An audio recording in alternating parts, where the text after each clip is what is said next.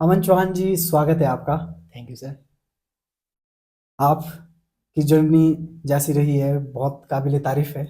आपने JEE mains हाल ही में crack किया है। जेई एडवांस भी आपने दिया था, यस उसमें सर। भी काफ़ी अच्छे मार्क्स बने आपके। तो पहले तो आप जो आपके जनरेशन के स्टूडेंट्स हैं उनके लिए आप एक प्रेरणा का स्रोत है। तो आप थोड़ा सा अपना एक थोड़ा सा ब्रीफ इंट्रोडक्शन अगर दे दें आप उनको, तो आपका स्कूलिंग कहाँ से रहा, क्या रहा, थोड़ा बहुत प्लीज़। बेसिकली मेरा नाम अमन चौहान है। मैं गांव खड़हा, जिला सिरमौर से हूँ। मैंने अपनी 8वीं तक की स्कूलिंग माँ भगवती पब्लिक स्कूल हरिपुर धार से करी। वो मेरे लिए मतलब सबसे इंस्पिरेशन है। इंस्पिरेशन था उस स्कूल से, क्योंकि वहीं से ही फिर 9th में मैं जवाहर नवोदय विद्यालय नाहन में गया। फिर वहाँ पे बाकी मतलब अगर हम हमारे टीचर्स जो माँ भगवती पब्लिक स्कूल के हैं, अगर वो नहीं मेरे को गाइड करते वहाँ जाने के लिए, तो फिर शायद मैं यहाँ पे नहीं होता। मतलब ये टेस्ट पे है, क्योंकि फिर जब एक अच्छे स्कूल में उसके बाद पहुंच जाते हैं तो फिर जी। आप मतलब टीचर्स वगैरह अच्छे मिलते हैं उधर, तो गाइड करते हैं कि आगे आपने +2 के बाद क्या करना है। और बीन तो +2 के बाद ही होता है। तो +1 +2 में फिर टीचर्स वगैरह थे जो हमारे केमिस्ट्री के टीचर, फिजिक्स के टीचर, मैथ्स के टीचर, उन सभी ने हमारे को अच्छा मतलब गाइड करा कि +2 के बाद अगर आपने ये नॉन मेडिकल ब्रांच ली है तो आपको जेई मेंस की तरफ जाना चाहिए। फर्स्ट अटैम्प्ट मतलब उसमें तो करना ही चाहिए। तो फिर वही था बेसिकली। तो जी, तो आपकी स्कूलिंग काफ़ी इंस्पिरेशन रही है। Yes sir. टीचर का सपोर्ट बहुत अच्छा होना चाहिए, तभी आप आगे की जर्नी को अच्छा देख सकते हैं। यस अगर आपके स्कूलिंग अच्छी रही है फर्स्ट से लेकर 12th तक, तो वो एक मेन पार्ट होता है जहाँ से हम अपना लाइफ की जो आगे जर्नी है वो शुरू कर सकते हैं कि हमने कहाँ जाना है। Yes sir. तो इंस्पिरेशन रहा आपको माँ भगवती स्कूल। माँ भगवती तो पब्लिक स्कूल। ये बहुत पुराना स्कूल है हमारे क्षेत्र का। और सबसे बड़ा चीज़ ये भी रहता है कि आप एक पहाड़ी क्षेत्र से जहाँ पे रिसोर्सेज बहुत कम है, यस सर। और उसके हिसाब से आपने जो ठानी कि जब आप नवोदय गए तो वहाँ आपने नॉन मेडिकल लिया। तो जो नॉन मेडिकल लेने का एक आपके जहन में पहले से था ये कि जब आप यहाँ से स्कूलिंग कर रहे थे, कि जब आप नवोदय गए वहाँ आपने ये चीज़ ठानी कि हाँ, वहाँ के माहौल को देखकर आपने ये ठाना कि यस सर मुझे ये लेना है, या आगे की क्या जर्नी रहेगी, पहले से था ये माइंड में कि अब बाद में नहीं वो नहीं चीज़ सर, है? वो स्टार्टिंग से ही फिर जब मैं इस माँ भगवती पब्लिक स्कूल में भी था तो यहीं पे मेरे को मैथ्स अच्छी लगती थी। जी। तो फिर मतलब जब मैं 9th में गया, 10th में गया, वहाँ पे भी फिर मैथ्स में अच्छे स्कोर होते थे। तो फिर टीचर्स ने मतलब जैसे टीचर्स वगैरह गाइड करते थे, उन्होंने बताया कि अगर मैथ्स है तो नॉन मेडिकल ब्रांच अच्छी रहेगी, फिर आगे फ्यूचर में इसके लिए बहुत सारे स्कोप है। स्कोप है। तो फिर उसी तरह मैथ्स में इंटरेस्ट था इसलिए ली थी नॉन मेडिकल। तो ठीक है, बहुत बढ़िया।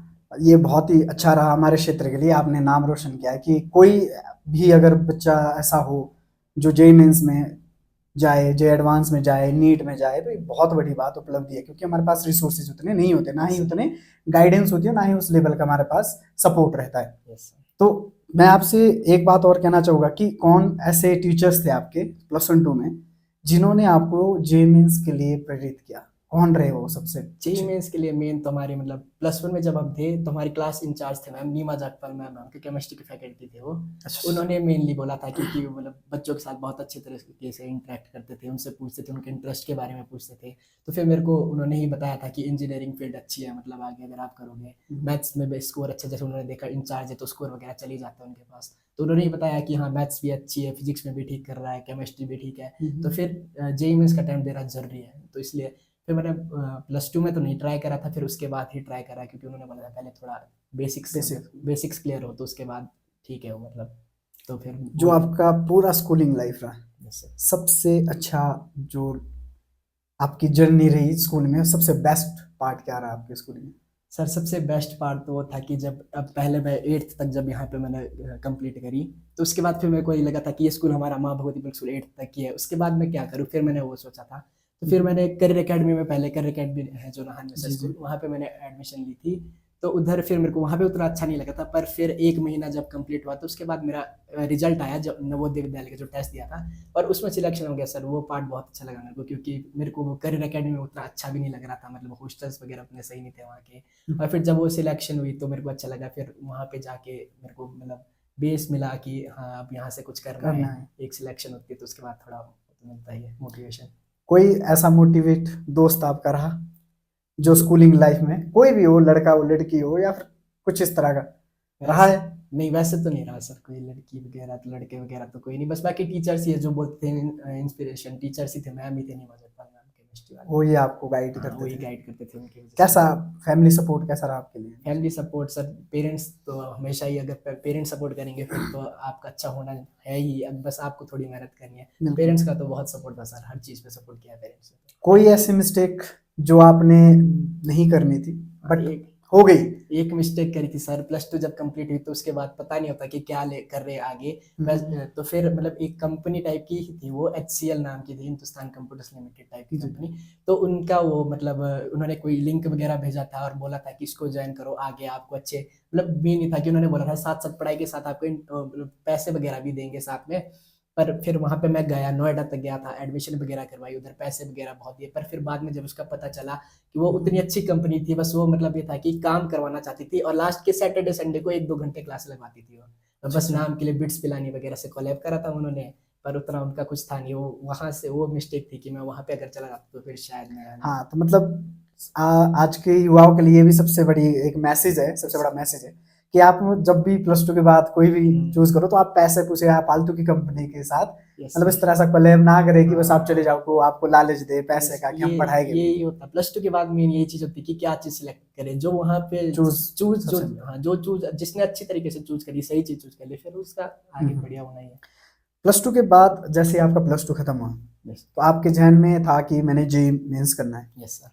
तो क्या आपने ड्रॉप की सोची? आप पहले से आप प्लस वन टू से प्रिपेयर हो रहे थे इस चीज के लिए? Sir plus one plus two से मेरे को उतना मतलब थोड़ा बेसिक्स नॉलेज थे, पर फिर जेई मेंस के लिए बहुत ही ज़्यादा मतलब ज़्यादा ही बेसिक जाना पड़ता है, हर जी, चीज़ को बहुत बहुत ज्यादा डीपली बहुत डीपली पढ़ना पड़ता है। तो उतना मेरी फिर तैयारी नहीं थी प्लस वन प्लस टू के बेस पे, तो इसलिए मैंने सोचा था कि ड्रॉप ले लूँ। फिर उधर से भी HCL वगैरह का जैसे वो हुआ, तो फिर वहाँ से भी मेरी 3 या 4 महीने उधर खराब हो वेस्ट गए, हो गया। वेस्ट हो गए थे। तो फिर मतलब टेस्ट वगैरह हुआ था स्कूल में कोचिंग वगैरह से रिलेटेड, तो फिर उससे ही मैंने फिर ड्रॉप लेने की सोची थी कि ड्रॉप लूँगा। आप ये बताइए कि अभी भी बहुत सारे स्टूडेंट ऐसे हैं जो आपको जानते हैं, आपके जूनियर है, प्लस वन में, टेंथ में, नाइन्थ में और प्लस टू में भी है, तो उनके लिए आप क्या संदेश देना चाहोगे कि अगर आपका किस क्लास से जो है आपका बेस अच्छा होना चाहिए? सबसे बड़ी चीज ये, Yes, तो आपका बेस किस क्लास से शुरू होना चाहिए? नाइन्थ से, 11th से, या फिर और पीछे की क्लासेस से? तो कहाँ से, अगर कई बच्चों के सपने होते हैं Yes, कि भाई जेईई मेंस में जाना, आजकल ट्रेंडिंग में ये भी है ये, तो कहाँ से आपको लगता है कि आपको जब आपने तैयारी की तो आपको लगा कि यार काश मैंने वहां से पीछे से प्रैक्टिस की होती तो शायद मैं बेटर करता और अच्छे मार्क्स ले पाता, ठीक है? तो और जो आप सपना रहेगी मैं जेईई एडवांस कर लूँ, तो आपको क्या लगता है कि बच्चों को अगर ये सपना देखा है तो कहाँ से तैयारी शुरू करनी चाहिए, किस क्लास से वो चीज प्रिपरेशन शुरू कर देनी चाहिए? मोस्टली तो प्लस वन प्लस टू का बेस NCERT जो बुक है वो बेस्ट बुक है, मतलब अगर जेईई मेंस करना है, जेईई एडवांस करना है, तो प्लस वन प्लस टू को अच्छे से कर, जिसने अच्छे से कर लिया प्लस वन प्लस टू को, हर एक चीज, हर एक बुक की हर एक चीज पढ़ ली सही से, तो उसका होना ही होना है, वो प्लस टू में ही कर देगा वो। यानी आपका मानना ये है कि जो जेईई मेंस आता है और जेईई एडवांस आता है एनसीईआरटी। वो एनसीईआरटी को फोकस करके Yes, आपने उसकी हर एक लाइन को इतनी डीपली पढ़ना है। यस सर, मतलब जब प्लस वन में पढ़ा रहे होंगे आपके टीचर्स, तो उस टाइम से लेके नोट्स बनना स्टार्ट हो जाने चाहिए जो प्लस वन प्लस टू में पढ़ा रहे हैं, वही है। क्योंकि अगर प्लस वन प्लस टू जिसका क्लियर है, बेस क्लियर है, वो जेईई मेंस, जेईई एडवांस आसानी से कर लेगा, उसका कुछ नहीं, वो अच्छा, आराम से कर लेगा वो। उसके लिए कोई प्रॉब्लम कोई नहीं है। प्रॉब्लम नहीं आएगी, वो सारे क्वेश्चन आराम से कर लेगा। अगर कोई, मान लो जैसे आपने किया, तो अगर कोई ड्रॉप लेना चाहता है तो उस विषय में आपका क्या कहना? कि बहुत सारे ऐसे सोचते हैं कि पेरेंट्स भी सोचते हैं, बच्चे भी सोचते हैं नहीं यार एक साल हमारा क्या हो गया, छूट गया तो पता ही नहीं आगे जाके क्या होगा। तो आप इस विषय में क्या कहना चाहेंगे? क्योंकि आपने देखा भी है, आपने वो कंपटीशन फेस भी किया है, तो उस विषय में आप उन बच्चों के लिए, उन पेरेंट्स के लिए क्या कहना चाहिए कि अगर कोई बच्चा ड्रॉप लेना चाहता है और उस फील्ड को चूज करना चाह रहा है कि मुझे इस फील्ड में जाना है और ड्रॉप करना चाह रहा है आफ्टर प्लस टू, तो क्या वो सही डिसीजन रहेगा? ड्रॉप लेना सर, जैसे हमारे पेरेंट्स वगैरह होते हैं तो बहुत सारे यही बोलते हैं कि हाँ 1 साल बर्बाद हो जाएगा ड्रॉप में अगर तुम्हारा सिलेक्शन नहीं हुआ जिस चीज़ के लिए तुम करें, पर ऐसा कुछ नहीं सर। अगर वो 1 साल ड्रॉप लेगा बच्चा, मान लो उसके plus one plus two basics clear नहीं थे, अगर तो बेसिक्स क्लियर है फिर तो उसका होना ही है, टेस्ट जिसके लिए वो ड्रॉप ले रहा है वो तो कर ही देगा। पर अगर उसका बेसिक क्लियर नहीं है तो अगर वो ड्रॉप लेगा तो उसमें कुछ ना कुछ वो सीखेगा, ऐसा नहीं है कि वो बर्बाद हो रहा है 1 साल। अब वो तो किस्मत पे भी बेस डिपेंड करता है कि आपका टेस्ट हो ना हो, वो तो उस दिन क्या सिचुएशन है वो तो उस पर डिपेंड करता है। लेकिन ड्रॉप लेने का ये मतलब नहीं कि ये साल बर्बाद हो जाएगा, वो तो यही है कि आपका फायदा ही हो रहा है, आप कुछ ना कुछ सीख रहे हो उस चीज़ से, तो ड्रॉप लेना सही है मेरे मामले में। इससे तो ड्रॉप लेना बहुत जरूरी है जरूरी, अगर आपको लग रहा है, अगर आपको लगता है कि मेरा नहीं होगा तो ड्रॉप लेना बहुत बहुत जरूरी है। जरूरी है। ऐसे नहीं, क्योंकि मेरे बहुत सारे दोस्त थे तो उन्होंने कह रहा था कि मतलब बेसिक्स उतने हमारे वैसे क्लियर नहीं थे, क्योंकि लॉकडाउन के टाइम में आपको पता है +1 हमारी Plus one। लॉकडाउन में गई, तो उतने बेसिक्स क्लियर नहीं हुए हमारे। तो फिर उन्होंने ड्रॉप नहीं लिया, वो बीएससी के उसमें चले गए। बल्कि हमारा स्टार्टिंग में ज़्यादातर का यही था, मतलब कि हमने इंजीनियरिंग फील्ड में जाना है। पर बहुत सारे थे मेरे स्कूल से, तो बहुत सारे लोग ऐसे थे जो मतलब बीएससी करके बीएससी कर चले रहे गए। हैं। वैसे बीएससी ठीक है, पर जिसका पहले उनका इंजीनियरिंग में वो था, पर उन्होंने ड्रॉप के चक्कर में घर वालों ने भी बोला उनको कि नहीं ड्रॉप नहीं लेना, इसलिए उन्होंने बीएससी कंटिन्यू कर लिया उन्होंने। कंटिन्यू कर लिया। पर ड्रॉप लेना ठीक है सर, बस तो लेना अगर चाहिए। लेना, अगर आपकी वो ख्वाहिश है कि अगर आप अगर आपको चाहिए तो अचीव करना ड्रॉप तो लेना ही ड्रॉप पड़ेगा, लेना पड़ेगा। रिस्क तो लेने ही पड़ेंगे। आगे का कुछ स्टूडेंट ऐसे हैं जो जे मेंस की तैयारी कर रहे हैं यस और चाहते भी होंगे। तो आपसे मैं ये पूछना चाहूंगा कि आपने +2 के बाद अगर जेई मेंस नहीं होता, या फिर आपने जेई एडवांस या जेई मेंस ही क्यों चूज किया? सर, बाकी मैंने आपको जैसे बताया कि मेरे टीचर्स वगैरह भी बोल रहे थे कि अगर आपको अच्छा कॉलेज पहले ही मिल जाएगा तो फिर आपकी लाइफ सेट हो जाएगी बाद में। तो नॉन मेडिकल में मेनली जैसे बोलते ही है कि जेई मेंस हो गया, मतलब आधे 50% आपका काम हो चुका है। फिर अगर जेई मेंस आपने एक बार टेस्ट क्लियर कर दिया, क्योंकि अच्छे कॉलेज में आएंगे, प्लेसमेंट अच्छी होगी। तो मेनली मेरा ये था कि अगर मतलब प्लेसमेंट अच्छी चाहिए, जॉब अच्छी चाहिए, तो फिर ये तो करना ही पड़ेगा। इसलिए मेरा मेन फोकस इसमें ही था, जेई मेंस करना ही था। अगर आप जेई मेंस आपका क्लियर हो चुका था, मार्क्स के बारे में भी आपसे पूछूंगा, आपने जेई एडवांस भी दिया, क्या आपका सपना नहीं था कि आप एनआईटी ना जाकर आईआईटी जाओ? सपना तो सबका ही सर। तो आपको एक साल नहीं लगा कि मैं ड्रॉप कर लूं, एनआईटी ना जाकर मैं आईआईटी जाऊं, एक चांस सर और? मैंने स्टार्टिंग में ही मतलब जब ड्रॉप किया तो मैंने अपनी पूरा 100% उधर ही दिया था। अब मैं 100% दे के मैंने इतना अचीव किया। अब मैं एक और साल करता तो फिर होता है कि अभी आप स्टार्टिंग में जब न्यू न्यू प्रिपरेशन कर रहे हैं तो उस टाइम होता है जोश कि हाँ मैंने कर रहा है। फिर थोड़ा टाइम बाद हो जाता है, थोड़ा भी लगता है अभी पहले भी नहीं हुआ, अब दोबारा कर रहा हूँ, तो मोरल डाउन हो जाता मोरल है। डाउन हो जाता है। इस वजह से फिर मैंने पहले ही मिला जो मैंने वो कर दिया था, सिलेक्ट कर दिया।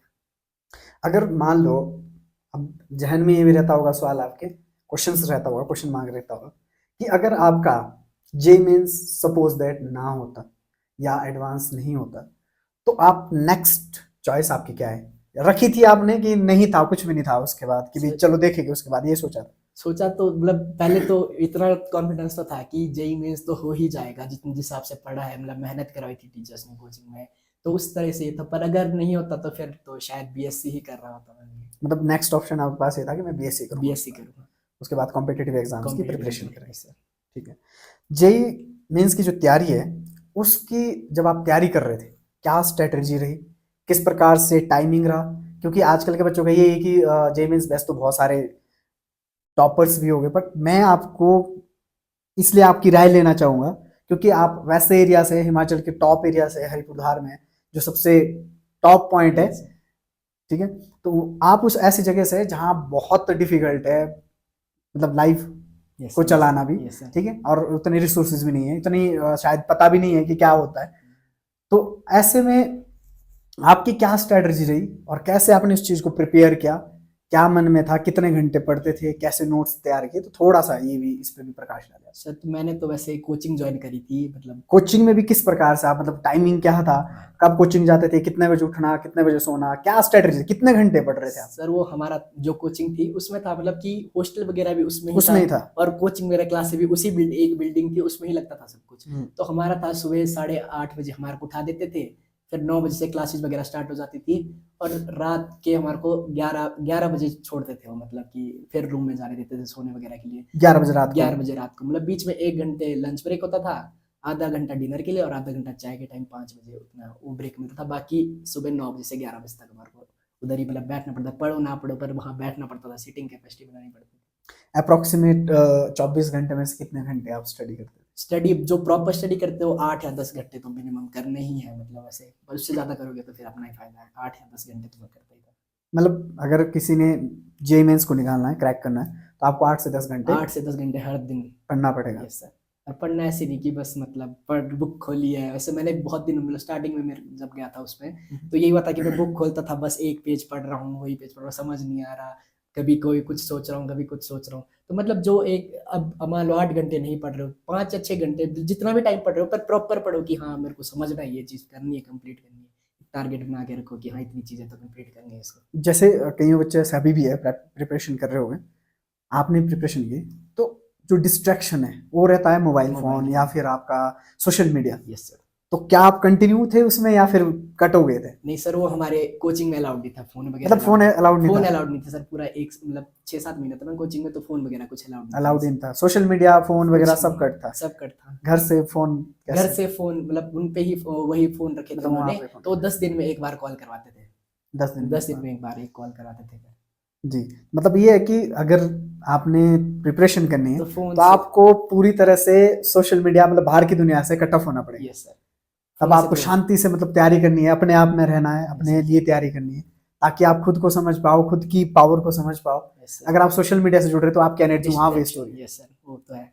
क्योंकि घर से जैसे लॉकडाउन के टाइम में भी था, तो हम्म। हम +1 +2 के लिए सही से नहीं पढ़ पाते थे घर से, कि ऑनलाइन है, कभी कुछ, कभी गेम खोल देते थे, कभी हाँ, इंस्टाग्राम मतलब सोशल मीडिया वगैरह वो यूज कर लेते थे, हमें वो खींच लेते हैं, अट्रैक्ट करते हैं, डिस्ट्रैक्ट करता है सर। डिस्ट्रैक्ट करती है।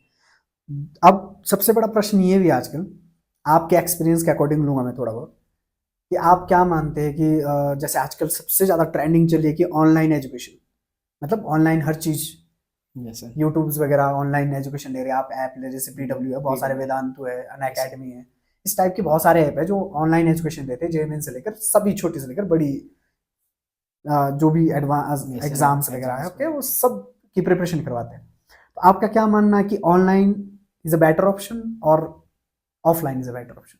मेरे ख्याल से तो ऑफलाइन ज्यादा सही रहता है, क्योंकि ऑनलाइन में जैसे पहली चीज तो एक डिस्ट्रैक्शन है, जब आप फोन यूज कर रहे हैं, लैपटॉप यूज कर रहे हैं, तो उसमें डिस्ट्रैक्शन तो हो ही जाती है, आप ना भी ट्राई, मतलब बहुत कम बच्चे होंगे ऐसे जो पूरा 100% देंगे अपनी स्टडी में, पर फिर भी कुछ ना कुछ डिस्ट्रैक्शन होती है। और ऑफलाइन में ऐसा है कि टीचर्स वगैरह जब प्रेजेंट होंगे, अगर आपको कोई डाउट भी आ रहा है तो आप तुरंत उनसे वहाँ पे क्लियर कर सकते क्लियर हैं। कर सकते पर ऑनलाइन का यह है कि हम डाउट कभी भी क्लियर कर सकते हैं, पर उसमें यह है कि डिस्ट्रैक्शन बीच में आ जाती है अगर आप ऑनलाइन डिस्ट्रैक्शन कर रहे हैं। वैसे मेरे ख्याल से तो ऑफलाइन ज्यादा बेटर रहेगा। ऑफलाइन। फीस का अगर मैं आपसे पूछूं, क्योंकि आजकल जैसे ऑनलाइन है, तो ऑनलाइन में फीस बहुत कम है। अगर यस सर, देखा जाए, आपने भी देखे होंगे कोर्स, उससे पहले आपने भी एक बार सोचा होगा कि सोचा था आपने ऐसा कि मैं ऑनलाइन लूँ? ऑनलाइन वगैरह का हाँ मैंने सोचा तो था, लेकिन फिर मेरे को ऑफलाइन मिल गया, तो मैं ऑफलाइन ज़्यादा प्रेफर करता ऑफलाइन ज़्यादा मतलब अच्छा, क्योंकि हमारे पास उतने रिसोर्सेज नहीं है, हूँ। हिमाचल यस के सर, अपर एरिया में बहुत सारे ऐसे एरिया है यस सर, भारत में जिनमें रिसोर्सेज नहीं है हमारे पास, इनकम के रिसोर्सेज नहीं है। यस सर, तो ऐसे में क्या प्रेफर बेटर रहेगा, क्योंकि ऑफलाइन की फीस थोड़ी सी मुझे लगता है थोड़ी ज़्यादा है यस सर। और ऑनलाइन की शायद थोड़ी सी कम है। तो आप इसमें कैसे डिफरेंशिएट करें कि कौन सा बेटर रहेगा, अगले आने वाले आपके जो जूनियर्स हैं उनके लिए आप क्या प्रेफर करोगे? तो जूनियर्स के लिए तो मैं ये बोलूँगा, जो तो अभी +1 +2 में, उनको तो अभी से ही +1 +2 ही क्लियर तैयार कर करना दो, फिर चाहिए। इसकी जरूरत ही नहीं पड़ेगी ड्रॉप लेने की, वो उधर ही कर मतलब लेंगे। आप ये बोल रहे हैं कि +1 से ही आप तैयारी बैच स्टार्ट कर दो, यस सर, तैयारी +1 से ही शुरू। बस एनसीईआरटी जिसने कर दिया वो हो जाएगा उसका, एनसीईआरटी में। बहुत सारे बच्चों का ये मानना है, जैसे हमारे एरिया में आप देख भी रहे हैं, आपने खुद पढ़ा है इस स्कूल यस में, सर, तो यहाँ के बहुत सारे एरिया में टीचर्स नहीं है। या तो ऐसे में बच्चे क्या करें, क्योंकि सबसे बड़ा प्रॉब्लम यही है कि यहाँ पे टीचर्स नहीं है। यस सर, अगर वो बाहर जा भी रहे तो शायद उस हिसाब से उनको माहौल नहीं मिल रहा, क्योंकि जो स्कूल का एक पढ़ा होता है, तो जो स्कूल के टीचर्स होते हैं वो ये सोचते हैं कि बोर्ड एग्जाम में अच्छे ले, यस सर, उसमें वो इतना डिटेल्स नहीं चाहते। या आपको भी पता है कि जब आपको यस पढ़ाया सर, होगा तो उतना डिटेल नहीं जाते, ठीक है, वो सिर्फ पढ़ा रहे हैं तो अकॉर्डिंग टू एग्जामिनेशन पढ़ा रहे हो, ना कि जेईई मेंस और जी उसकी यस, प्रिपरेशन के हिसाब से पढ़ा रहे हैं। यस सर, ठीक है, उसके लिए अगर आप किसी भी प्राइवेट स्कूल में जा रहे हैं, किसी भी अन्य स्कूल में जा रहे हैं, तो अलग से या तो बैच होगा कि भाई आप अलग से तैयारी करें, है ना, ऐसा यस सर, होगा। Yes sir. तो वो वहां पे उतना इंसेंटिव कवर नहीं कर पाते।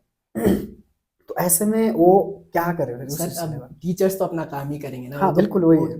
बोर्ड वगैरह के लिए पढ़ाएंगे, पर फिर अगर बच्चे का है कि हमने वो आगे करना है, तो एनसीईआरटी खुद ही पढ़नी पड़ेगी, उसमें मतलब उतने डिफिकल्ट चीजें नहीं होती। जो चीज होती है वो थोड़ी बेसिक्स वगैरह ऐसी है, अगर आपको समझ नहीं आ रहा तो आप हाँ ऑनलाइन प्रेफर उसमें कर सकते हैं आपकी, अगर आपको कोई टर्म समझ नहीं आ रही है उसको ऑनलाइन देख लो। पर वैसे तो मतलब बच्चे को खुद भी थोड़ी मेहनत करनी पड़ेगी, बाकी मेहनत तो तो करनी मैंने पड़ेगी। हाँ मतलब एनसीईआरटी ही बेस लेवल है।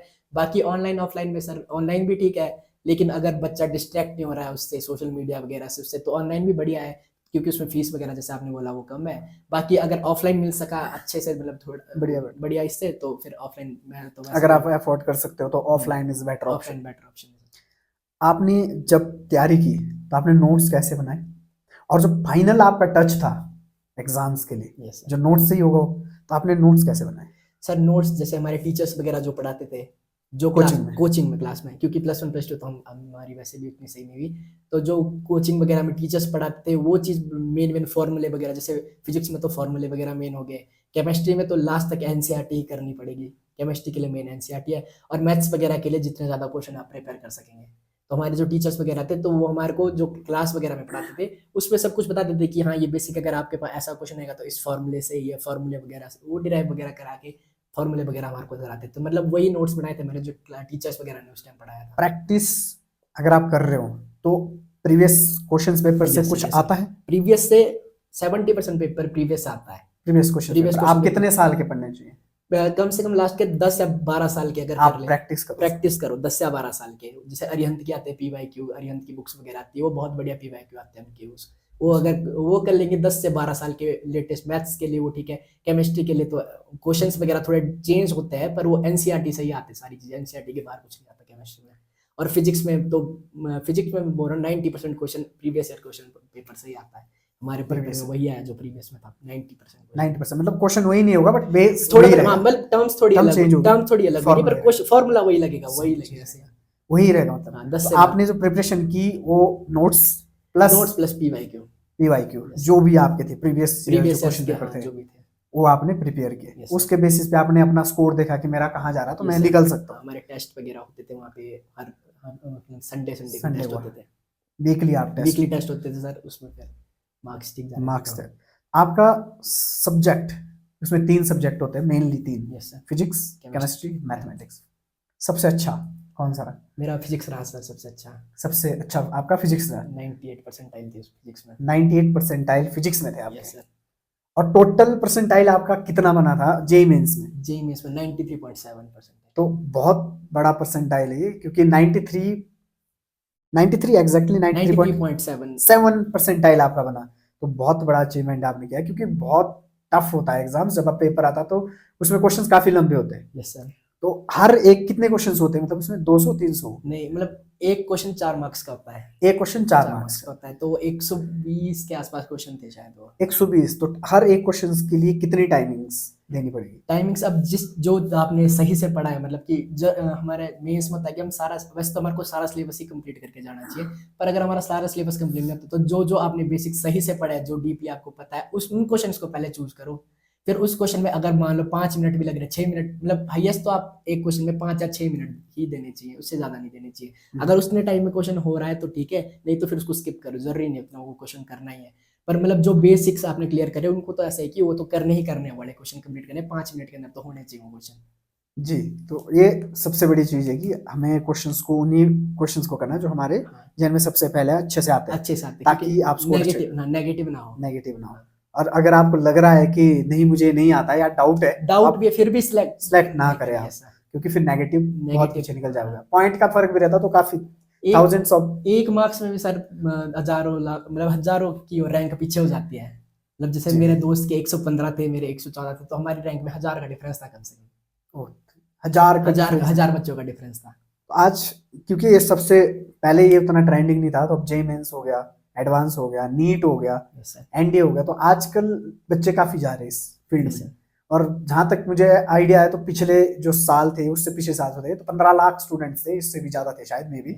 और टोटल सीट एडवांस में कितनी रहती है? हादी एडवांस में 5-6 हजार, 5000 तक रहती है। 5000 तो 15 लाख 5000 सीट्स तो बड़ा डिफिकल्ट रहता है। और अगर हमने देखा भी था इस बार का कि बहुत सारे स्टूडेंट्स ने जो है 100% निकाले, वेरी डिफिकल्ट। तो सोचो कि इनका दिमाग कितना है। एडवांस तो और भी ज्यादा। आपको क्या लगता है, नीट टफ कि जेईई एडवांस टफ? नीट में कंपटीशन ज्यादा है सर। नीट में कंपटीशन ज्यादा, लेकिन जेईई एडवांस से मुश्किल टेस्ट में मेरे हिसाब से तो जेईई एडवांस ही होगा सबसे टफ है, क्योंकि उसमें जो क्वेश्चन है वो, अगर इजी सा इजी क्वेश्चन भी है वो भी इतना डीपली पूछते हैं वो कि उसको स्कोर करना बहुत, मतलब सॉल्व करना बहुत मुश्किल हो जाता है, टाइम ज्यादा लेता है। नीट में तो मेरे ख्याल से तो ये कि हम जितना रटेंगे चीजों को, जितना चीजों को मतलब याद रखेंगे वो हो जाएगा। पर जेईई एडवांस है कि हमारे को बेस क्लियर होना चाहिए उसका सही। जेईई एडवांस में बहुत बेसिक चीजें पूछते हैं, मेंस में तो उतना बेसिक भी नहीं पूछेंगे, पर जेईई एडवांस में बहुत ज्यादा बेसिक पूछते हैं, बेसिक बहुत चीजें, बहुत ज्यादा। तो आगे जो क्वेश्चंस है, बुक कौन से प्रेफर करोगे आप? अगर कोई भी बुक है, कोई सेल्फ स्टडी कर रहा है या ऑनलाइन स्टडी कर रहा है? सेल्फ स्टडी के लिए सर, अगर केमिस्ट्री करनी, केमिस्ट्री के लिए वैसे तो सभी सब्जेक्ट के लिए सबसे पहले एनसीईआरटी पढ़नी पड़ेगी। एनसीईआरटी तो चलो है ही, रेफरेंस है। Yes sir. बाकी पीवाईक्यूज अरिहंत के पीवाईक्यूज बेस्ट होते हैं, क्योंकि और उसमें कोई एरर्स से कम बेटर? होते हैं। बाकी अगर आपने जेईई एडवांस के लिए प्रेफर करना है तो एक बुक आती है sir, Cengage. Cengage physics chemistry math तीनों की मिल जाती है। उसमें आपको हर एक टॉपिक के मतलब डिटेल्स में सब कुछ बताएगा। बस वो है जैसे फिजिक्स की वो 6 या 7 बुक्स है पूरे सिलेबस को कंप्लीट करने के लिए, +1 +2 के सिलेबस को। तो वो सेंगेज बुक मैं उससे ही पढ़ता था, उससे ही वो पढ़ा अच्छा है, उसमें से काफी उसमें। questions हाँ, उसमें बेसिक्स क्लियर हो जाएंगे आपके, अगर पर आपको टाइम बहुत देना पड़ेगा उसके लिए, क्योंकि 6-7 बुक एक सब्जेक्ट की है, फिर एक जैसे एक टॉपिक की एक बुक पूरी हो जाती है उसमें। उसमें जीके भी आता है, जे जी मेंस नहीं जी, करंट अफेयर्स, करंट नहीं, वो 3 ही सब्जेक्ट आते बस हैं, फिजिक्स केमिस्ट्री यानी आने वाले स्टूडेंट जो होंगे उनको सिर्फ 3 ही सब्जेक्ट 3 को ही सब्जेक्ट बहुत अच्छे से पढ़ना है। बहुत अच्छे से। आपने वो एक मूवी देखी होगी, मूवी तो नहीं है, वो वेब सीरीज है, कोटा फैक्ट्री। कोटा तो फैक्ट्री उसमें एक बंदा बोलता है कि केमिस्ट्री मतलब exception. Yes sir, yes sir. तो क्या सच में केमिस्ट्री एक एक्सेप्शन है? Yeah. मतलब जे एडवांस जे मेंस के लिए क्या वो सच में उतना एक्सेप्शन रहता है कि बस जस्ट वो एक सर movie जे का part? जेई मेंस में तो बस आप मतलब जो प्रीवियस ईयर क्वेश्चंस पेपर है वो करेंगे आप, तो उससे ही मतलब हमारे को आइडिया लग जाता है कि आएगा। पर जो जेई एडवांस में उसमें एक्सेप्शन बेस्ड आता है सब कुछ।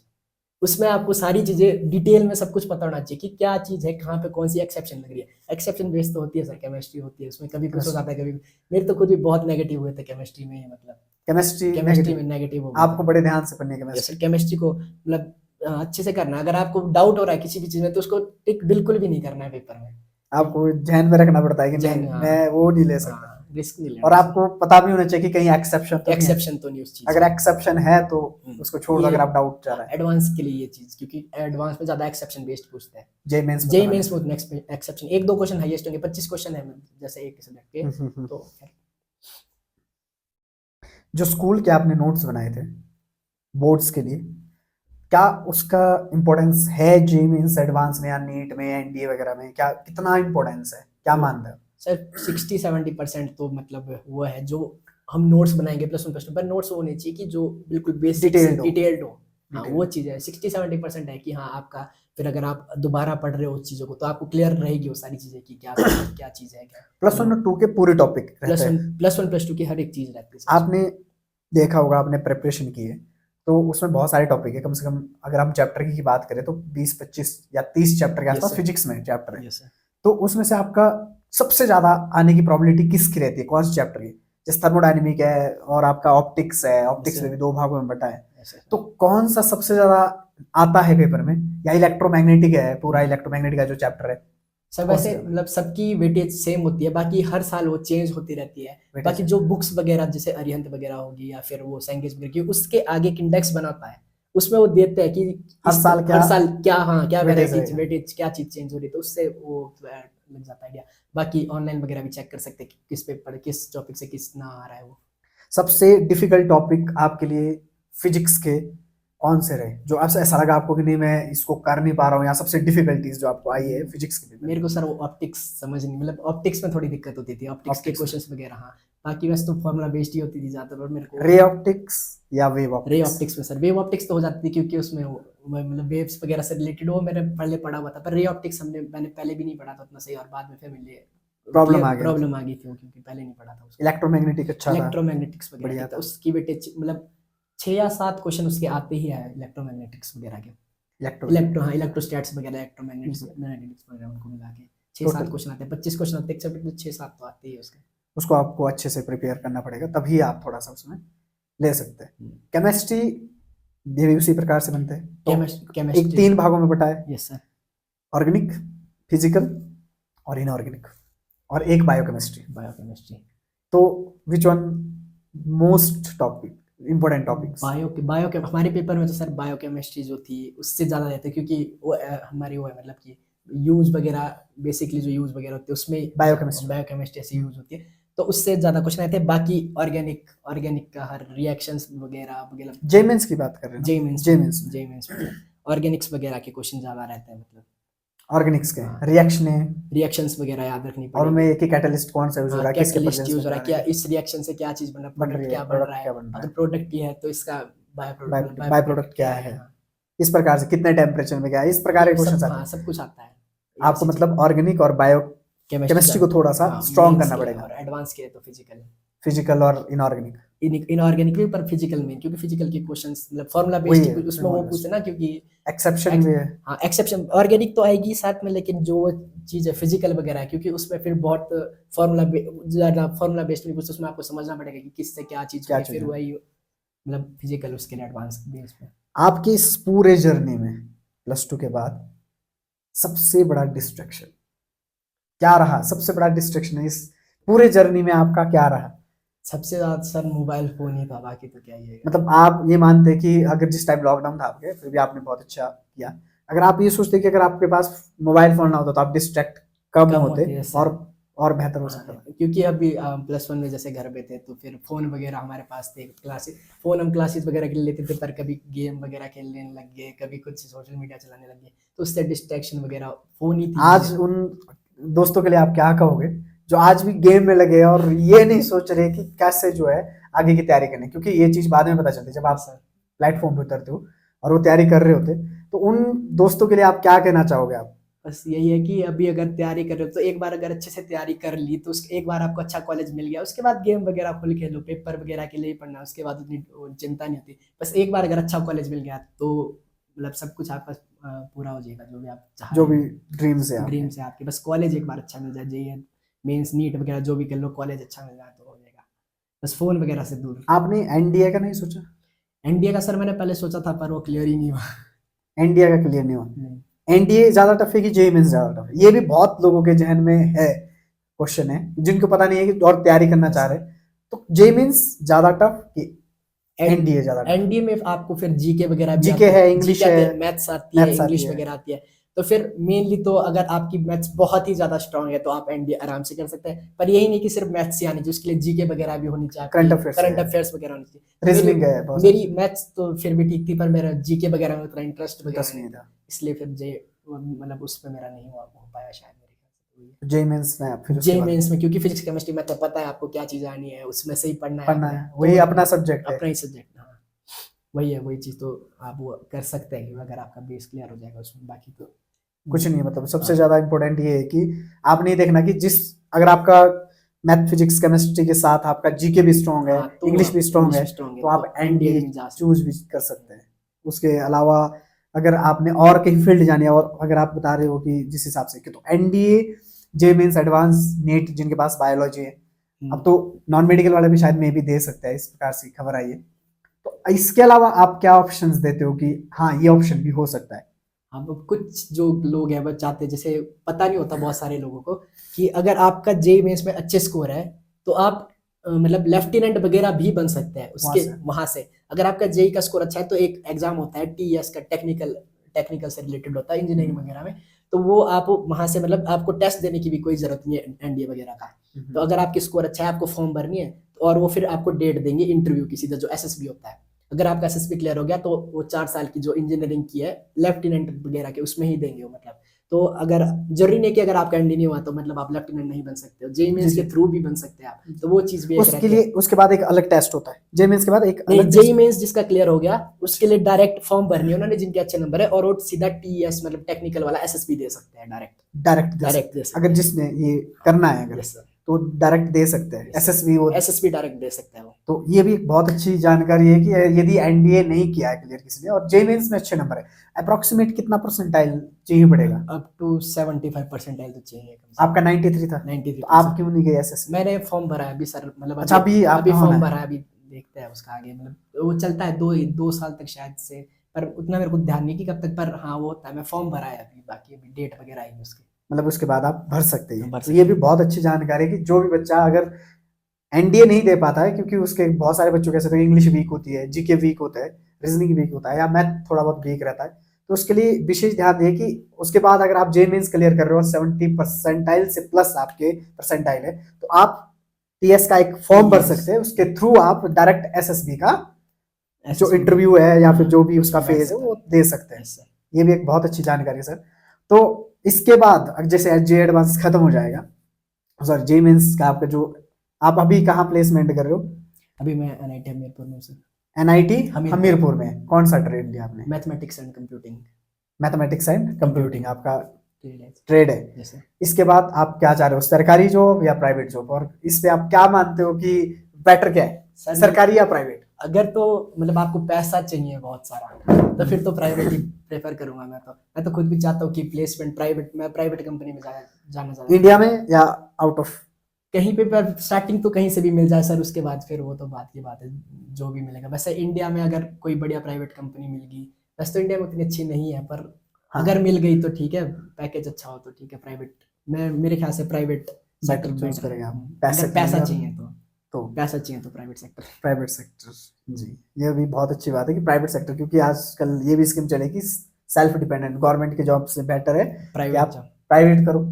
Yes. बहुत सारे ऐसे लोग हैं कि मानते कि नहीं सरकारी इज बेटर ऑप्शन। सरकार बेटर होता है पर उसमें उतना पैसा नहीं होता। फिर अगर आप मानो कि अगर जैसे बहुत सारे आप देख रहे होगे आजकल की बहुत सारे जो ट्रेंडिंग आईआईटीएन है, बहुत सारे अच्छे लोग हैं, वो यूट्यूब पे अपना कोचिंग चैनल सेंटर है में, सर, क्या आपने कभी सोचा है कि आप कोचिंग सेंटर की तरफ जाओगे, पढ़ाओगे, अच्छी अच्छी मोटी मोटी सैलरियां लोगे, क्योंकि वहां भी लाखों में चलती है सैलरियां। वैसे तो मेरे को टीचिंग लाइन में इंटरेस्ट नहीं है। मेरे को बाकी मैं उसमें तो नहीं, बाकी दूसरा देखना कोई और चाहिए। कंपनी देखेगा कोई या और फिर नहीं, कोई टीचिंग के अलावा टीचिंग से रिलेटेड आप उन चीजों को नहीं करेंगे?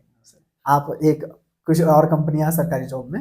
सरकारी तो अगर नहीं मिला तो फिर सरकारी बना, अगर प्राइवेट में अच्छा पैकेज मिल गया तो फिर प्राइवेट ठीक है। तो बहुत अच्छा लगा ये जानकारी साझा करने के लिए। आगे आने वाले बच्चे के जो भी तैयारी करना चाह रहे हैं, तो आप ले सकते हैं टिप्स इनसे। जो भी वीडियो है पूरी वीडियो देखना, और इस पे जो भी टिप्स दिए वो एक अनुभवी स्टूडेंट्स के हैं, जिन्होंने ऐसे माहौल में पढ़कर जहाँ पे बहुत ज़्यादा उतने रिसोर्सेज नहीं है एजुकेशन के, फिर भी बहुत अच्छा इन्होंने किया और हमारे हिमाचल का नाम रोशन किया, और एनआईटी जेईई मेंस एडवांस को भी अच्छे से क्रैक किया है। और आने वाले स्टूडेंट्स अच्छा कर सकते हैं, बेटर कर सकते हैं अगर वो अच्छा पढ़े, पहले से पढ़े। और ये भी है कि इन्होंने जैसे बोला कि +1 2